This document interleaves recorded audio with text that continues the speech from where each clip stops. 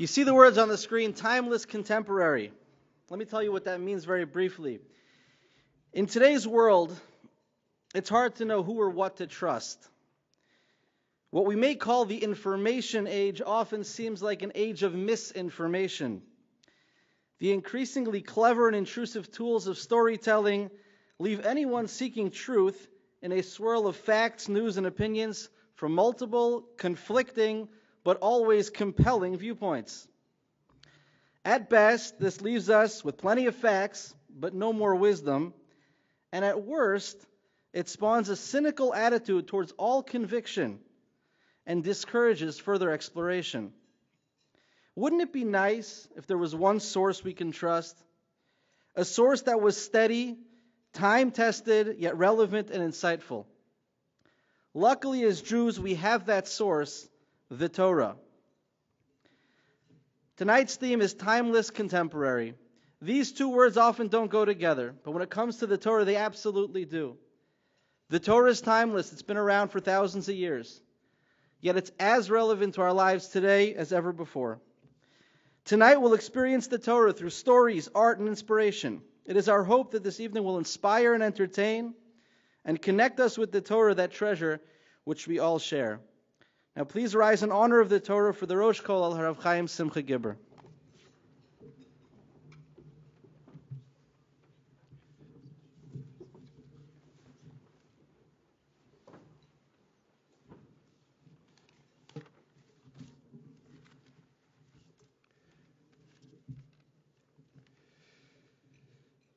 Distinguished Rabbanim, Rabbi Chesel Greenberg, Rabbi Mordechai Klatsky, Rabbi Goldberger, Rabbi Nahal, thank you for everything that you do for the Kollel and for me personally, and thank you for everything you did to make this evening a magnificent evening. The distinguished Rosh Chabura, as was mentioned, Harav Agon, Rabbi Yosef Lowinger, joined the Kollel this year. He's both brilliant and indefatigable, and he brings an enormous amount of electricity into the base medrash. Distinguished Chavei Kollel, members of the Kollel, including the 5 new members, unusual young light who joins us this year, and the esteemed Neshei Kollel, the wives of the Kollel rabbis who are partners in everything that happens in the Kollel and beyond, and my own wife, who deserves so much credit for everything that I do, and she deserves credit for everything that happens in the community, actually. For mostly everything that happens in the community. My Rabbi and Mrs. Aryeh Cohn, who through their incredible work as the director and workers in the young adults outreach divisions, they have done enormous good work. Rabbi Dil Reuven Crystal, Director of Operations and Finance, thank you for all that you did to make this evening's event possible. Distinguished honorees, Rabbi Rothstein and the Kinyan Masechta Chabura. Rabbi Rothstein in his own right is the Learning and Development Coordinator of the Kollel. The firm of Seiler and Schindel and Roman Pesakovich, the distinguished guest artist Rabbi Yonah Weinrib, who I happen to know for over 50 years, dating all the way back to Hartford, Connecticut, and to all our distinguished guests, welcome, and we hope they will enjoy the evening. And Kol HaKol HaKadosh Hazeh. Our tonight's theme is timeless and contemporary. This past week, Jews all over the world celebrated the holiday of Shavuos. The holiday of Shavuos is perhaps, arguably, the most important holiday on the Jewish calendar. It marks a historic event that took place as the Jews left Egypt and stood at the foot of Mount Sinai when God appeared to them and communicated to them and told them and gave them the Aseret HaDibros, loosely translated as the 10 Commandments, and thus began the giving and the receiving of the Torah. It was such a historic event, unique in the annals of world history, that the Torah itself tells us and engages us and challenges us to investigate, to explore, to research. And has there ever been another event quite the same as this one? And the Torah tells us in Parshas Vayeschanan that Sha'alno l'yom rishonim, go back to the beginning of time, from the time that God created man on the earth, from one end of the world to the other end of the world. Has there ever been a nation that God appeared to them and spoke to them as he has to you? So truly, this event is a unique event. It's one of a kind, the only one of its kind. And this is what we mark on the holiday of Shavuos. Shavuos is a time that defines us as a people, because he revealed to us his will, he revealed to us his word. And that is the message that indeed defines us as the Jewish people. And if there's one holiday that can be linked to the mission statement of the Kollel more than any other one, that would be Shavuos. Because our mission statement indeed is to study Torah and teach Torah. However, it appears that even though Shavuos is the most important of all the holidays, it is the one that is least observed in the broader community. Not only is it least observed, but it is, to many, an unknown. There are many Jews who don't even know that last week was Shavuos. Yom Rosh Hashanah, Yom Kippur, Pesach, Sukkot, Chanukah, Purim, everyone knows those. But not everybody is aware of Shavuos. And yet its message is the message that really defines us as a people. And that message is that we have a Torah. We have a Torah that we must study and we must practice. Unfortunately, in the general community and in general, there's a lack of awareness as to the scope and the magnitude of that Torah. How immense it is, how vast it is. And there are many people who think that the knowledge that they received as youngsters, as little children in grade school, the Bible stories, the lessons they learned, was really the basis of and fundamental part of the entire Torah. That's it. However, I see all the time people coming into the Kollel are astounded that when they discover that that entire libraries are needed to contain the literature of our tradition. There are thousands of volumes, and it's a vast, vast tradition. I would like to share with you a story that happened a number of years ago in Israel. There was a symposium of science and religion, and there were noted scientists who were present, and there were noted Torah scholars that were present. And there was an exchange of ideas. And one of the scientists, who happened to be an astronomer, got up to deliver his lecture, and he prefaced his remarks by saying that I am not a religious person. And I have never studied religion. But I imagine if I were to encapsulate, to sum up, to distill all of religion into one sentence, this is the way it would go. Do not do unto others as you would have them do unto you. That is it. That's it. Now, truth be told, and in the interest of full disclosure, that statement is a statement that was made by Hillel in the Talmud. A Gentile came to Hillel and said, I agree to convert to become a Jew, but only on one condition. If you are capable of teaching me the entire Torah as I stand on one foot. And Hillel responded to him, Madasani Allah l'chavecha l'saved. That which is hated unto you, you should not do to anyone else. Do not do unto others what you would not have them do unto you. And Idach Perusha, everything else is commentary on that. Zeal, Gemara, go and learn it. So on the one hand, it sounds like what our astronomer said is the same thing as what Hillel said, but really it's very different. What Hillel said is that this is the basis, but you need to go and explore it and understand it. And Rashi says, what does that mean? And how is this indeed? How does this encapsulate the entire Torah? So Rashi at that point explains that just as a person does not want that others should do certain things to him, and one of the things he doesn't want is that people should ignore him.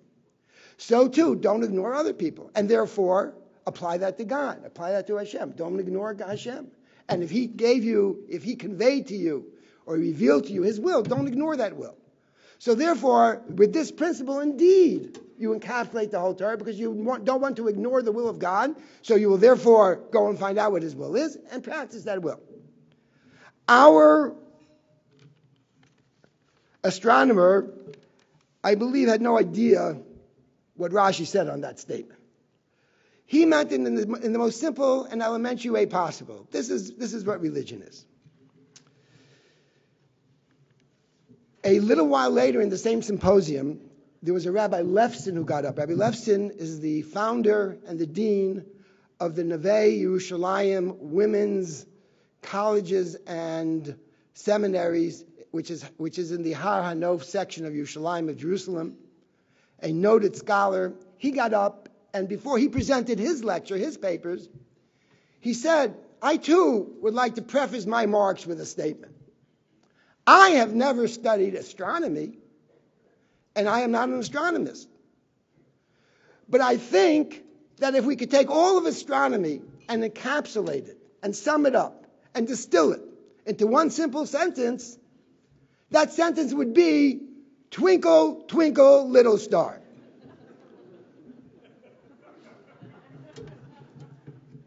The point of the story is that there is great knowledge that is contained in many different areas, in many different places. When we stand on the outside, we don't realize how much is inside. If a person is not an astronomer, hasn't studied astronomy, he has no clue, he has no idea what's really the vastness of the science. But by the very same token, someone who has not studied Judaism, Yiddishkeit, that has also no clue as to what's contained within it. And the vastness and the greatness and the enormity of what is contained within our Jewish literature is beyond description. The Torah is Hashem's revealed wisdom. As such, by definition, it has to be limitless, and it cannot be simple, because God is not simple, and his wisdom is not simple. And God is limitless, so his wisdom is limitless. And throughout the centuries, the oral law, the Talmud, the codes, the classic works of the Rishonim period, the Achronim period, we have a repository of thousands of works from the masters of every century that have come down to us in our times, which are learned and studied in every Beis Medrash and every yeshiva in the world. I would like to share with you another story. And this is something that Rabbi Shmuel Dishon, a noted scholar, a noted lecturer, goes all around the world speaking on Jewish topics. He has been here in Minneapolis several times.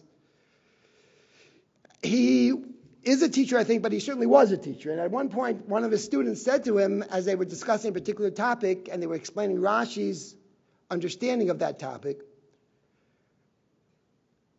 so, just for a moment of explanation, Rashi was one of our greatest scholars, lived in almost 1,000 years ago. His works are as current and contemporary today as they ever were.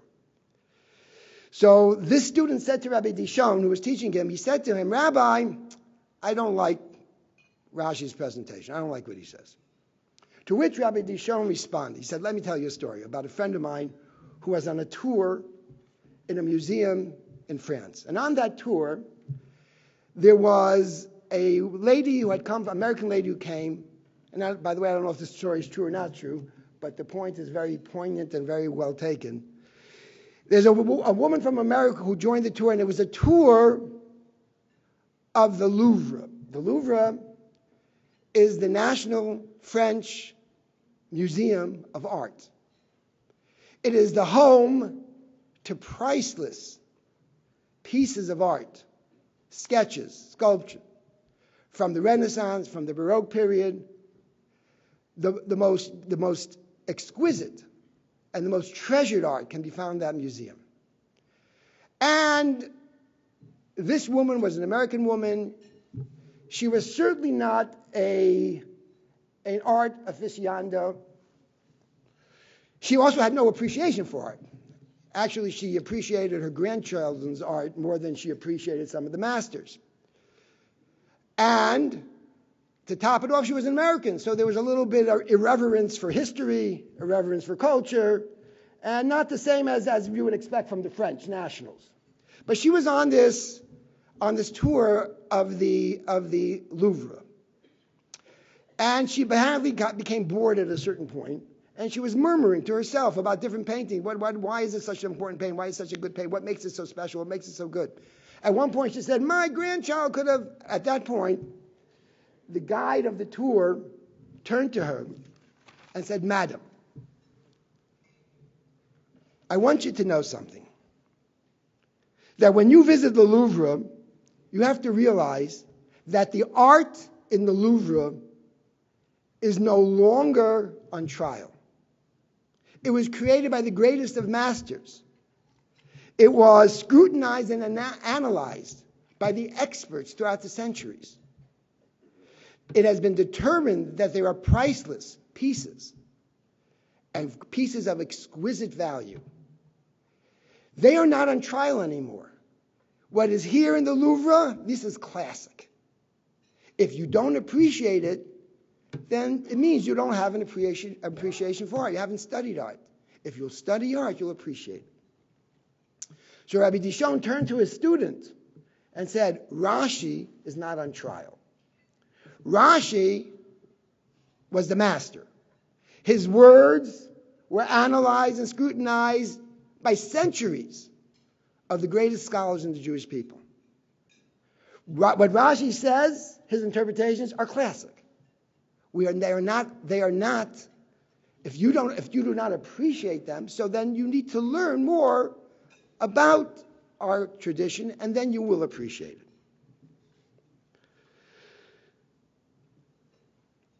We hold in our fingertips, as the Jewish people, a repository of the most profound wisdom that there is. It's all contained in the Torah. It provides us with the guidance to navigate every and any situation and every life experience. It's a moral compass that every one of us so desperately needs.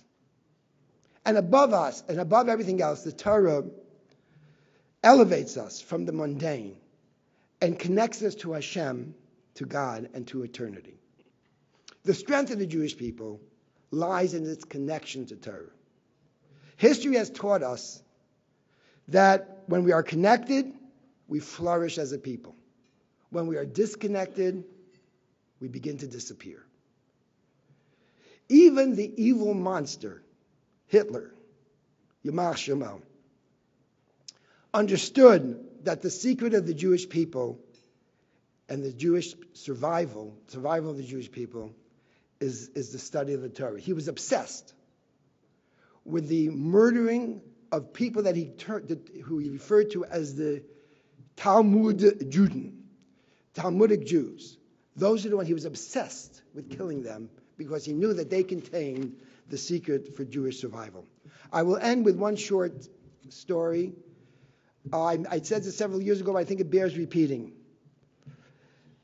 Adolf Eichmann was as a monster, was second only to Hitler. He was responsible for the extermination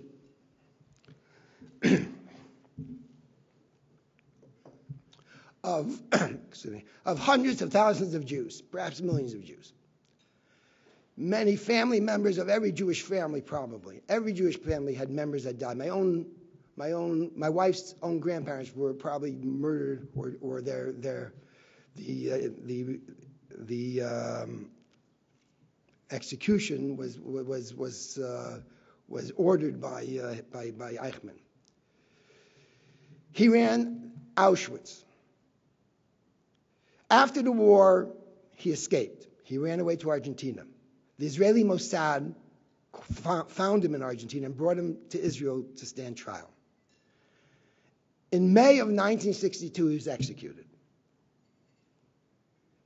The identity of the executioner remained a secret for 30 years.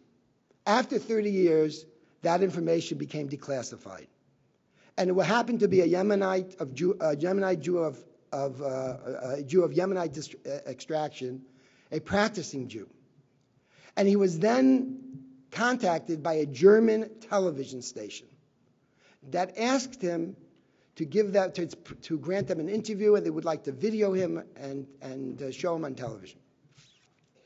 He said, I'll do it, but with one condition. And that condition is that you come to where I am and film me here and interview me here. They had no choice. They said, listen, where was he? After he retired, he joined the Kollel in Israel. He said, I want you to come.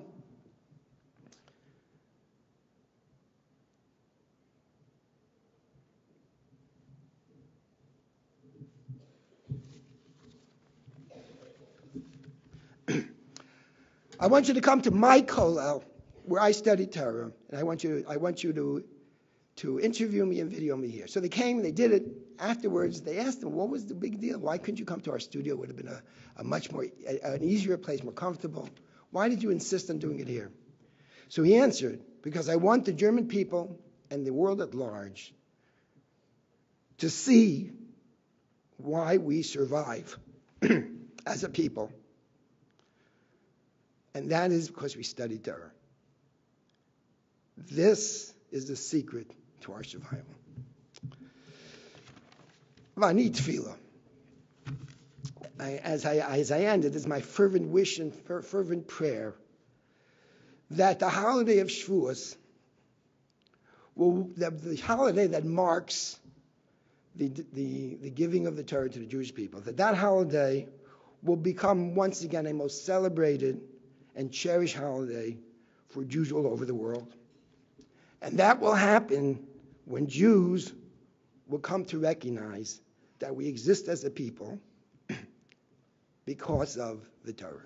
Thank you.